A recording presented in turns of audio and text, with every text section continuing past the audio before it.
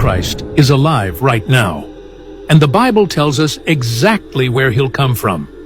But almost everyone's been looking in the wrong direction. For centuries, prophecy teachers pointed to Rome.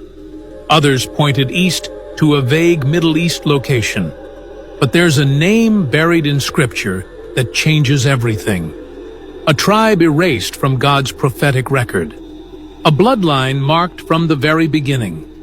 In the next 12 minutes, I'm walking you through 4 prophetic paths that connect ancient empires to modern nations. And by the end, you'll understand why this deception won't come with chaos. It will come with peace. Before we talk about where he comes from, we need to understand who he is, because this isn't a metaphor. The Bible describes a real person, a man who will rise at the end of history and seize control of the entire world. Paul calls him the man of sin, the son of perdition. John calls him the beast who rules over every nation. Daniel calls him the little horn who rises among kings. Different names, same person. And he won't be just another dictator. He'll control 3 things no leader in history has ever controlled at once. Politics, money, religion, all 3, under one authority. Think about that. Napoleon couldn't do it. Hitler couldn't do it. Stalin couldn't do it. Every empire that tried to dominate the world eventually crumbled. Babylon, Persia, Greece, Rome, they all fell. Why? Because they lacked the infrastructure. Geography limited them. Technology didn't exist. But this final ruler won't have those limitations. Revelation 13 says he'll have authority over every tribe, tongue, and nation. Not some nations, every nation. And for the first time in human history, that's actually possible. Here's what most people miss. Understanding his origin isn't just interesting prophecy. It's survival information. Because he won't appear as evil. He'll appear as the answer. He'll promise peace to a broken world. And the whole world will believe it. But behind that smile will be the greatest deception in human history.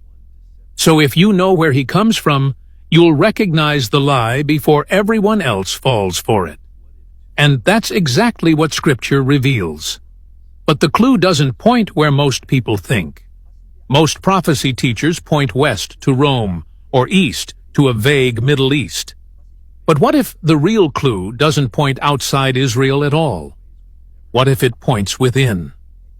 In Revelation 7, John lists the 12 tribes of Israel that God will seal in the last days: Judah, Reuben, Gad, Asher, Naphtali. But one tribe is missing, the tribe of Dan. In its place, Joseph and Manasseh appear. Why would God erase an entire tribe from his prophetic sealing? Many scholars believe it's not an accident. It's a warning. Jacob's prophecy gives us the first clue.